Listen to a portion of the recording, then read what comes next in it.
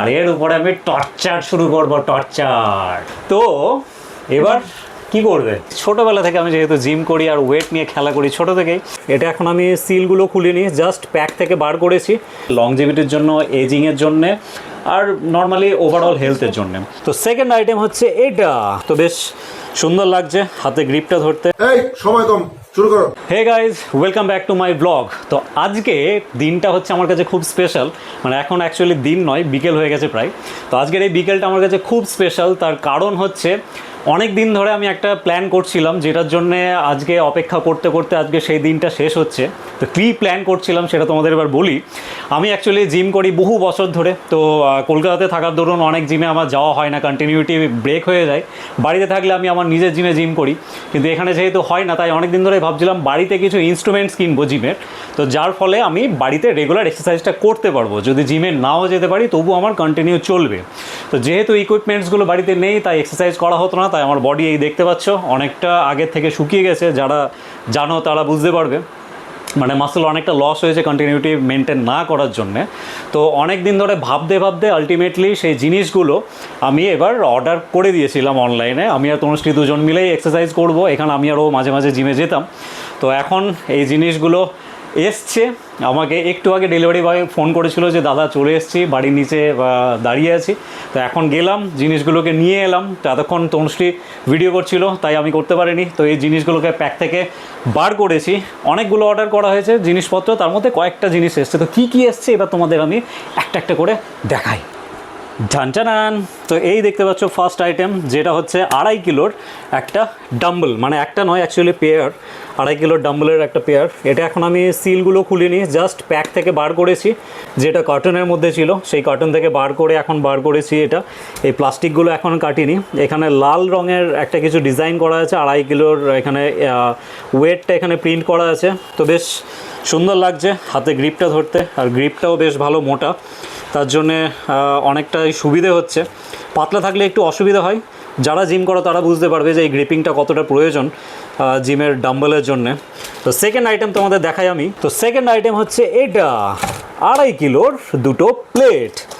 এইখানে দেখতে পাচ্ছ কালারটা খুব সুন্দর, সবুজ আর ব্ল্যাকের মধ্যে, বেশ সুন্দর একটা কালার। এটা অলিম্পিক রডের জন্য এই প্লেটগুলো অ্যাকচুয়াল দরকার, তাই অলিম্পিক রডও অর্ডার করা হয়েছে তার সাথে এই প্লেটগুলো।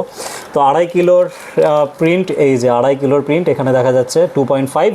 তো 2.5 কিলোর দুটো প্লেট, এটা স্টার্টিংয়ের জন্য খুব দরকার। এবার থার্ডে কী আছে সেটা তোমাদের দেখাই। তো এই হচ্ছে থার্ড নাম্বার আইটেম, যেটা হচ্ছে 5 কিলোর দুটো প্লেট। তো হেভি ভারী, অনেক দিন ব্যায়াম করছি না যেহেতু, তাই এটা এখন আমার কাছে হেভি মনে হচ্ছে। খুব প্রয়োজনীয় একটা আমার জিনিস, খুব ভালোবাসার একটা জিনিস। ছোটোবেলা থেকে আমি যেহেতু জিম করি আর ওয়েট নিয়ে খেলা করি ছোটো থেকেই, তাই আমার খুব পছন্দের একটা জিনিস। 2.5 কিলোর প্লেটটা হচ্ছে সবুজ কালারের, সবুজ আর ব্ল্যাকের মধ্যে, আর এটা হচ্ছে ব্লু আর ব্ল্যাকের মধ্যে, সুন্দর একটা কন্ট্রাস্ট। এটা হচ্ছে 5 কেজি 10 কেজির প্লেট। তো যেটা আমার নর্মালি বাইসেপসের জন্যে, ট্রাইসেপসের জন্যে বা চেস্টের স্টার্টিংয়ের জন্যে এটা দরকার পড়ে, আর 5-এর সাথে 2.5 কিলোর ওয়েট লাগালেও দরকার পড়ে। তো 4 নম্বর আইটেম কী আছে, সেই 4 নম্বর আইটেমটা দেখাই এবার। সেটা হচ্ছে এইটা, এই যে এটা হচ্ছে এবার 7.5 কিলোর প্লেট। তো এটার কন্ট্রাস্ট আবার আলাদা, সেটা হচ্ছে রেড আর ব্ল্যাকের মধ্যে। 2.5 কিলোটা হচ্ছে এখানে যেটা হচ্ছে সবুজ আর ব্ল্যাকে, 5 কিলোটা হচ্ছে ব্লু আর ব্ল্যাকে, আর 7.5 কিলোটা হচ্ছে রেড আর ব্ল্যাকের মধ্যে। তো এটা হয়ে গেল 7.5, 5 আর 2.5 কিলো, তিনটের আমার ওয়েটের পেয়ার, যেটা খুব দরকার সব কিছুর জন্যে। আর তার সাথে সাথে আরও কয়েকটা জিনিস অর্ডার দিয়েছি, সেগুলো আসবে। সেগুলোর মধ্যে আছে অলিম্পিক রড, 3 ফিটের 5 ফিটের এই জিনিসগুলো আছে।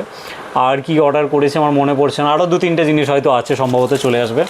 আর এই যে একটা ছোটো ভাই, 2.5 কিলো, এটা সব কিছুর জন্য দরকার পড়ে। শোল্ডার মারার জন্যে, ট্রাইসেপ মারার জন্যে, বাইসেপস মারার জন্যে, অ্যাবসের জন্য, অনেক কিছুর জন্যই দরকার পড়ে। তো এই ওয়েটগুলোর জন্য অপেক্ষা করছিলাম, তার জন্য বাড়িতে এক্সারসাইজ করা হচ্ছিল না, আর জিমেও যাওয়া হচ্ছিল না। তো অনেক দিন ধরে তনুশ্রীকে বলছিলাম তুমিও এক্সারসাইজ করো, তা আমাকে বলছিল কালকে করব, ওয়েট আসুক এই আসুক, কিছু নেই, কী করে করব। তো এবার কি করবে? আর কি বলা যাবে না, কাল করবো, কাল থেকে শুরু করতেই হবে একদম। আর আমাদের এখন ইচ্ছা আছে বাড়িটাকে একটা ছোট্ট মিনি জিম করে দেওয়ার জন্য। ইয়েস, ওটা ভবিষ্যতে, আপাতত এখন এইভাবে আমাদের নিজেদের জন্য, মানে আপাতত মানে ওটাও ভবিষ্যতে, আস্তে আস্তে। এখন সবে আপাতত ওয়েটগুলো এলো, এখন শুরু করব, তার সাথে যেখানে একটা সেট বানাতে হবে।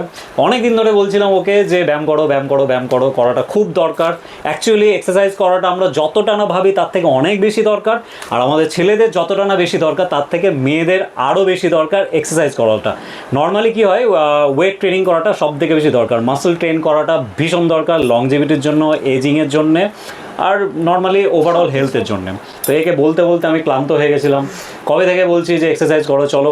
একে আমি বলছিলাম 10টা পুশ আপ মেরে দেখাও, সেই 10টা পুশ আপও মারতে পারছিল না। মেরেছো আজ অব্দি?